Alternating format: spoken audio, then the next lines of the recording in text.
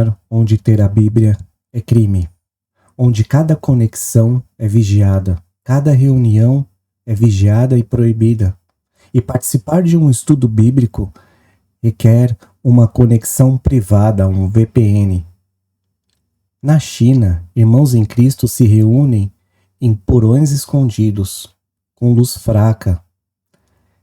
Eles têm uma única Bíblia, e essa Bíblia é dividida em pedaços. Lê, decora e passa para a próxima família decorar. Aquela única página vale mais que todo o poder do governo que tenta impedi-los. Eles sabem, nenhum império pode prender o reino de Deus. Nada pode pará-los de estudar a palavra de Deus, porque eles creem que esse reino, o reino de Cristo, é eterno. Enquanto isso, nós, com liberdade, tempo e acesso, muitas vezes vivemos como se o verdadeiro reino não existisse. Servimos aos reinos deste mundo, o sucesso, o status, o poder, a preferência ao circular e não o reino eterno. Falamos de Cristo, mas vivemos como cidadãos da Babilônia moderna. Coração se rende a esse sistema que promete estabilidade, promete sucesso, mas todos eles têm prazo de validade. Daniel viu isso em sua visão. Vamos dividir essa mensagem em duas partes. Daniel 7, os reinos humanos caem, mas Cristo reina para sempre. E Daniel 8, o orgulho dos poderosos termina, mas o reino de Deus permanece. Daniel recebeu uma visão de toda a história. Deus mostrou a ele e a nós que todos os impérios caem, mas o trono de Cristo permanece para sempre. Sabemos que o texto, os capítulos 7 e 8 de Daniel, é um texto profético e podem ter diversas interpretações.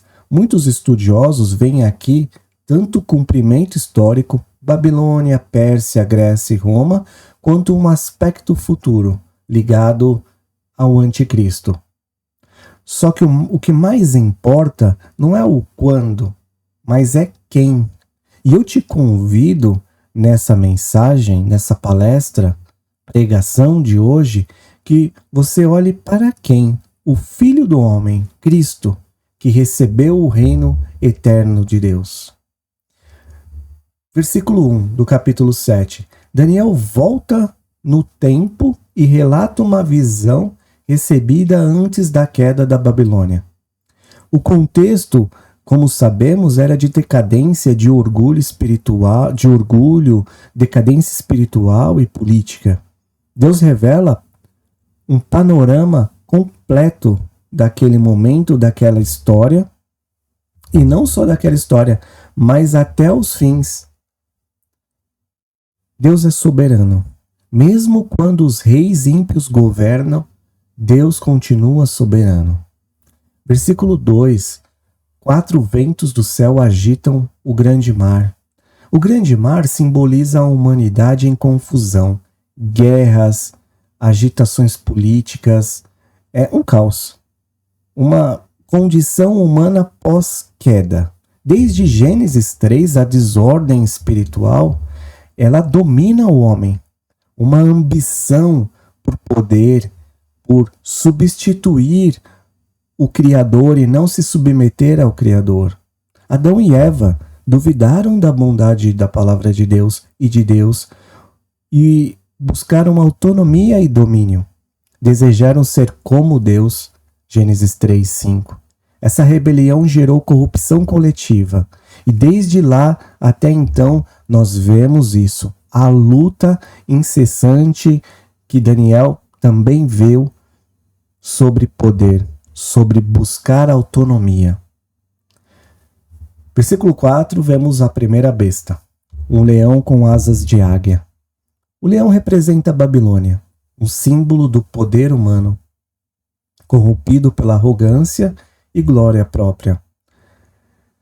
E aqui é um outro efeito da queda. A mente humana foi criada para refletir a glória de Deus, mas tornou-se instrumento de soberba, de orgulho. Assim como Adão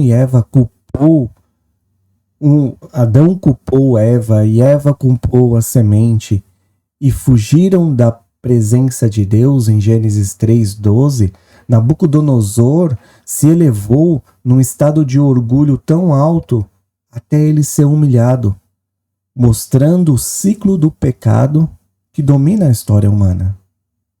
Aí vem a segunda besta, um urso erguido de um lado com 3 costelas na boca. Versículo 5. Representa o Império Medo-Pérsia. A Pérsia era super poderosa à época. Mostra o quanto que ela era superior àquele lado erguido do urso.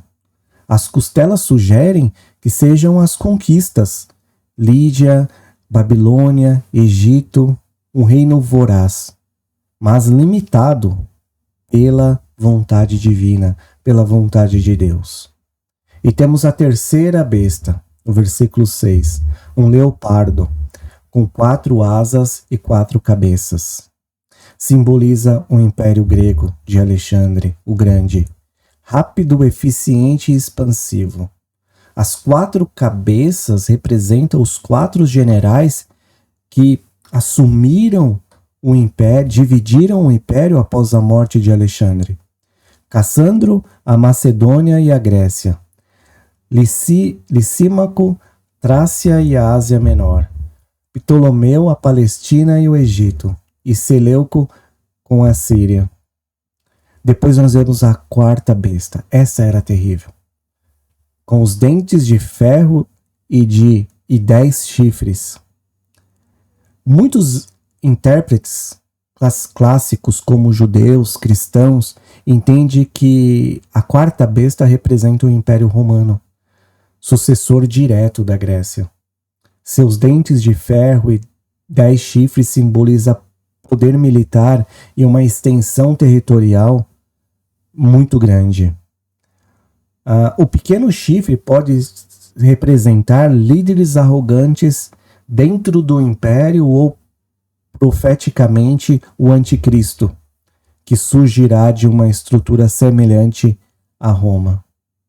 Faz sentido, né? Porque se a gente pegar Daniel 2, a estátua de Nabucodonosor, e Daniel 7, as bestas, são paralelos.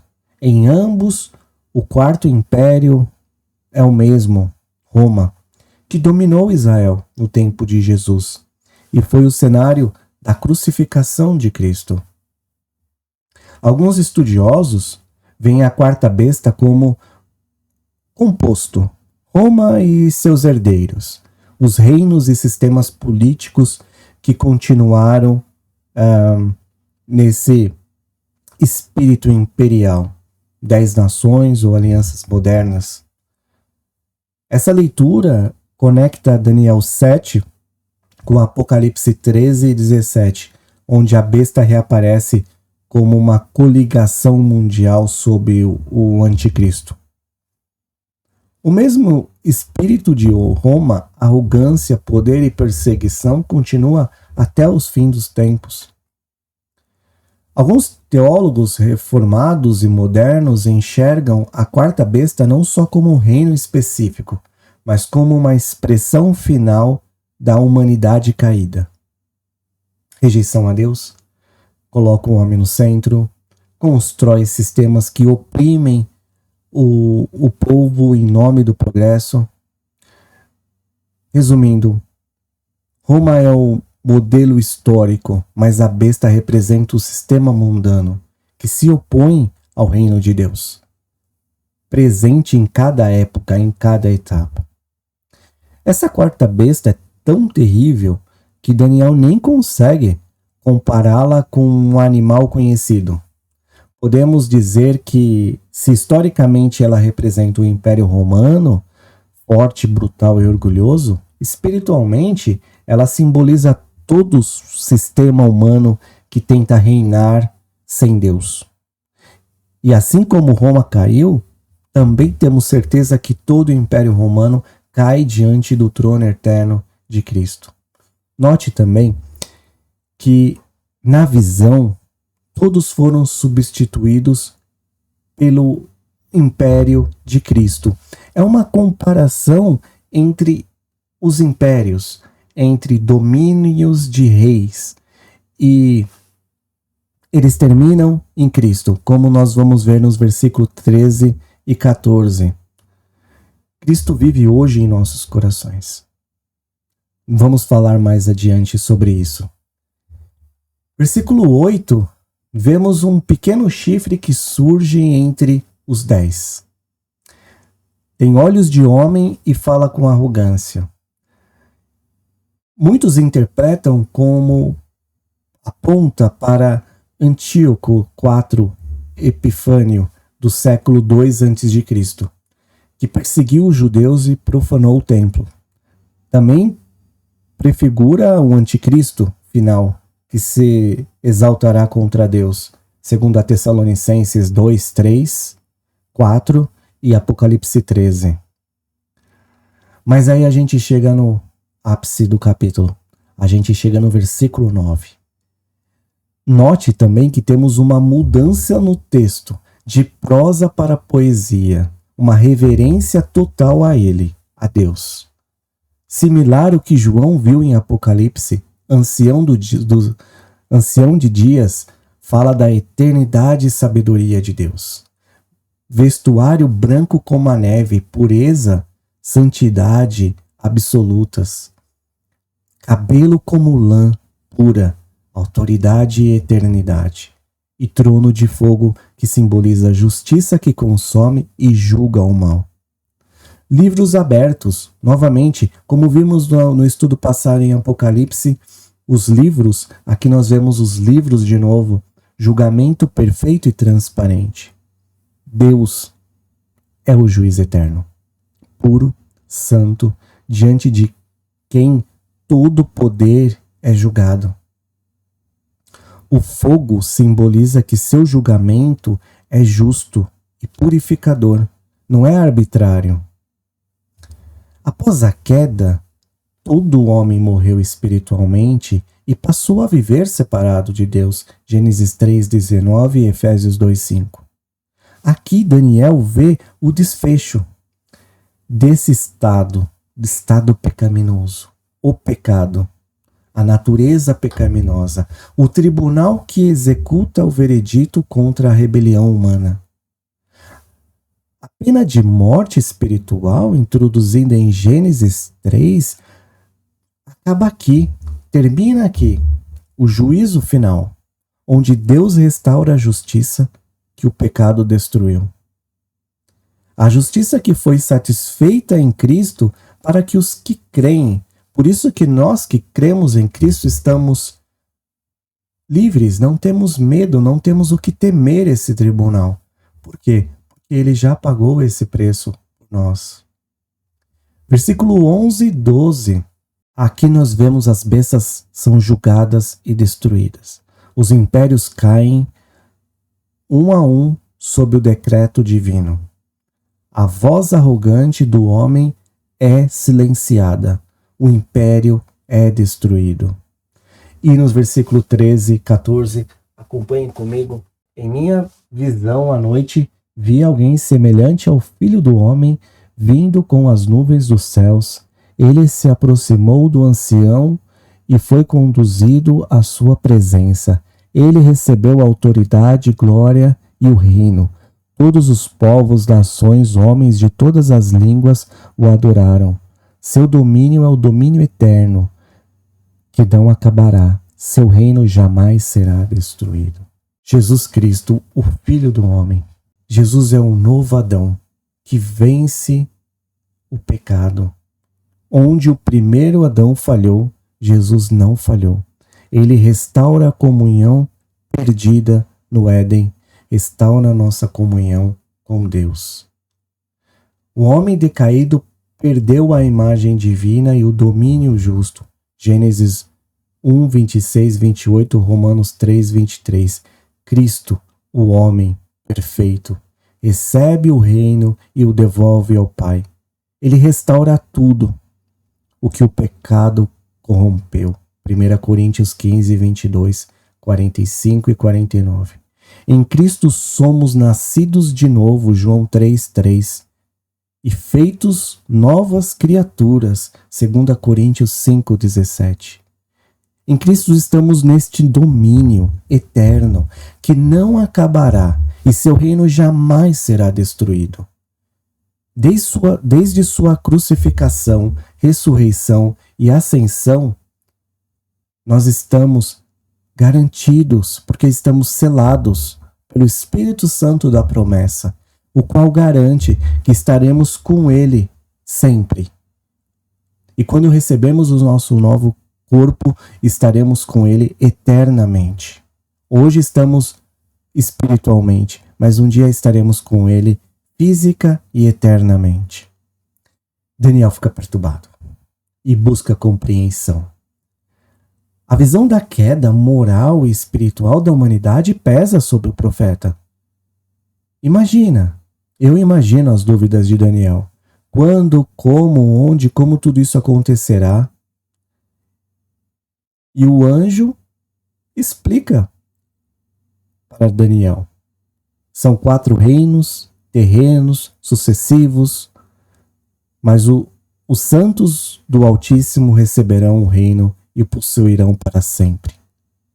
Aqui se reafirma que a história pertence a Deus e a Cristo, e não ao homem, a homens. O 4º reino e o pequeno chifre perseguem os santos. Daniel pede mais explicações somente sobre a 4ª besta, a mais terrível, as diferentes das outras. Ele quer entender os 10 chifres, especialmente o pequeno chifre, que fala com arrogância e persegue os santos. A 4ª besta, como falamos, é poderosa, destruidora e diferente de todas. Os 10 chifres representam reis e reinos surgindo dessa estrutura, ligada a Roma ou a um poder mundial final, mas que é terrível. O pequeno chifre se exalta contra Deus, persegue os santos e tenta mudar tempos e leis. Muito parecido com o que estamos vivendo hoje, não é? Pessoas querendo mudar leis naturais, homem, mulher, e agora essa confusão, querendo mudar leis. Qualquer semelhança não é mera coincidência, já está escrito. Mas Deus permite sua ação por um tempo, 2 tempos e metade de um tempo, um período limitado. E depois disso vem o tribunal final de Deus, que se assenta, e o poder da besta é e será destruído. E o que é esse um tempo, 2 tempos e metade de tempo? Aqui temos algumas interpretações. Muitos estudiosos veem isso como 3 anos e meio, cronológico. É o mesmo período simbólico citado em Apocalipse 12, 14 e 35, 42 meses ou 1260 dias.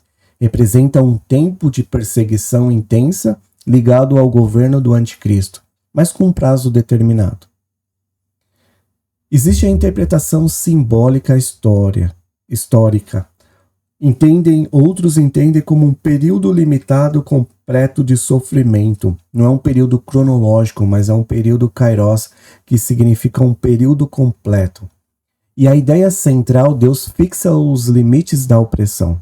O mal pode agir por um tempo, um período de tempo, mas não reina para sempre. Existe a interpretação espiritual. Aponta para um tempo da igreja no mundo, entre a ascensão e o retorno de Cristo. É o período em que o povo de Deus sofre oposição espiritual, mas vive sob o domínio do Rei Eterno, que é o nosso Senhor Jesus Cristo. No versículo 26, fala-se do tribunal de Deus, julga e destrói o pequeno chifre. Sentença divina é irrevogável. A justiça de Deus não apenas pune, mas purifica a criação. É o julgamento final. O juízo de Deus em Daniel 7 antecipa a vitória de Cristo sobre a morte em Romanos 6:23, porque o salário do pecado é a morte, mas o dom gratuito é a vida eterna. O mesmo trono que julga o pecado é o trono que oferece graça aos que creem no Redentor. Parece contraditório, não é? Mas não. Na justiça se manifesta a punição, mas também se manifesta a graça, porque o critério da graça é crer naquele que levou justiça em nosso lugar, naquele que sofreu justiça no seu próprio corpo, sem erro, no nosso lugar. Entregou a vida por nós. Versículo 27 e 28, o reino é entregue aos santos do Altíssimo. Com isso a gente chega à nossa primeira verdade, ou princípio. Somente o reino de Cristo é eterno. Todo poder humano cai. Somente o reino de Cristo é eterno. Todo poder humano cai. Se Cristo já reina, por que você ainda busca segurança em tronos que Deus já declarou passageiros? É muito fácil viver seguindo um sistema, um governo, um rei. Colocarmos a culpa neles. Dizermos que não fazemos porque a economia está ruim, porque o presidente é corrupto ou porque os políticos são ladrões. Mas Daniel nos mostra algo diferente. Mesmo quando todos os impérios caem, Deus continua no trono. Então a pergunta que fica é: o que te impede de viver com a certeza de que pertencemos ao reino eterno de Cristo, e não à ilusão do que vejo ou do que vemos agora? Vivemos numa ilusão. O real não é a verdade. Está escrito, vai passar. Mas o espiritual vai ser permanente. Que consigamos trocar a lente que enxergamos o mundo e as situações. Depois daquela visão sobre os reinos que caem diante do trono de Deus, Daniel tem outra visão. Agora ele vê um carneiro e um bode, dois novos símbolos do poder humano, que tenta novamente dominar o mundo, ser igual a Deus. É como se Deus dissesse: mesmo depois de tudo, o homem ainda tenta reinar sem mim. Muito orgulho, não é? Sempre tem o mesmo fim. O orgulho leva sempre para o mesmo fim, a queda. Durante um dos projetos, eu recebi um treinamento de investigação do FBI, voltado para a apuração de denúncias, fraudes e análise de comportamento. Mesmo já tendo certo discernimento, ali eu aprendi técnicas para perceber quando alguém está mentindo ou escondendo algo. No começo isso me perturbou profundamente, porque ver o que está por trás das palavras, a mentira, discernir o que a pessoa está sentindo no oculto é assustador. Ver o coração humano não é fácil. Mas depois de muitos anos em projetos assim, posso afirmar com segurança: toda fraude, toda mentira, todo sistema corrupto nasce do mesmo lugar, um coração orgulhoso, altivo e arrogante. Foi exatamente isso que Daniel viu no capítulo 8. O homem tentando reinar sem Deus, e o próprio Deus colocando um fim ao orgulho humano. Versículo de 1 a 4, Daniel vê o carneiro com 2 chifres, um deles cresce mais que o outro, ele ataca para o oeste, norte e sul, sem ninguém poder detê-lo. Carneiro representa um império medo-persa, forte, confiante, grande poder militar. Um chifre mais alto mostra a sua supremacia, a supremacia persa. Imagina o orgulho do povo persa e dos persas em relação a isso. um império que parecia invencível. Deus revelou a Daniel o que está por trás de toda a força humana, o orgulho disfarçado de poder. O homem acredita que pode dominar o mundo, mas ignora que cada vitória sem Deus já é um passo em direção à queda, já é um passo à destruição. Mas vem o bode, com um grande chifre, Grécia, Alexandre. Um bode veloz vem do oeste e ataca o carneiro com fúria, quebrando-lhes os chifres. Seu grande chifre cresce, mas depois se quebra e surgem 4 no lugar. É o bode representando o Império Grego, e como vimos na primeira parte, o chifre é Alexandre o Grande, conquista o mundo rapidamente, mas depois, após a sua morte, se divide em 4 reinos. A história muda, os impérios mudam, os nomes mudam, mas o coração é o mesmo. O orgulho humano constrói reinos poderosos, só que frágeis. Alexandre conquistou o mundo.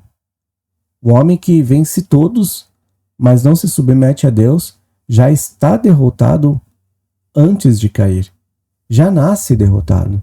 O pequeno chifre, o Antíoco Epifânio, o símbolo do orgulho humano, ele foi terrível. Proibiu o culto, queimou as escrituras, ergueu um altar pagão dentro do templo. É um relato de um homem que se coloca no lugar de Deus, o ápice do orgulho humano, da arrogância e do espírito altivo. Homem sem Deus sempre tenta tocar o céu. O homem caído adora a si mesmo, substituindo o Criador pela criatura. Mas a gente pode ver que ele foi, pela história, extremamente humilhado, quando ele morreu de repente. E aí o anjo Gabriel revela o fim da profanação. E aí os anjos estão conversando, um anjo pergunta: até quando durará a profanação? A resposta é 2.300 tardes e manhãs. Então o santuário será purificado. Gabriel explica a Daniel que o pequeno chifre prosperará por um tempo, mas será destruído, não por poder humano. Deus revela que o mal tem prazo determinado. Em várias partes dessa mensagem, nós podemos ver que cada um tem tempo, prazo determinado. O poder humano é limitado. O orgulho tem data de validade. Antíoco morreu de forma súbita e humilhante. Nenhum trono humano dura diante do trono eterno. Toda vez que olhamos o mundo e parece que o mal está vencendo e nós estamos sendo sufocados, precisamos lembrar: o relógio de Deus nunca se atrasa. O orgulho dos homens dura um tempo, 2 tempos e metade de um tempo, mas o reino de Cristo é para sempre. O que vivemos hoje espiritualmente, o que cantamos nas nossas igrejas, o que adoramos, o que oramos é para sempre. E o texto diz: não por poder humano, porque só Deus pode destruir o orgulho e só o Evangelho pode restaurar um coração caído. E Daniel adoece, mas permanece fiel. A pressão foi tão grande que ele fica exausto. Ele sente no corpo, ele fica perturbado, porque não conseguia entender completamente o que tinha visto. Daniel sentiu o peso do pecado humano e a gravidade do orgulho e da punição que domina o mundo. Ele viu o sofrimento do povo de Deus e isso o abalou. Mas mesmo assim ele continuou fiel. Ele viu a maldade, sentiu o peso, mesmo assim confiou em Deus. E confiou que Deus estava no controle. A fé verdadeira é seguir em obediência mesmo quando o coração está cansado, o físico está cansado, mesmo quando não entendemos. A luta está grande. Porque quem pertence ao reino eterno não vive por vista, vive por certeza. E com isso a gente chega à nossa segunda e última verdade. O orgulho antecede a queda, mas a graça restaura o arrependido. O orgulho antecede a queda, mas a graça restaura o arrependido. O que Deus ainda precisa derrubar em você para que Cristo reine de verdade? O que Deus precisa derrubar em você para que Cristo reine de verdade? Você tem buscado restauração em Cristo ou apenas alívio para um orgulho ferido? Muitos pedem que Deus conserte as consequências, mas não o coração.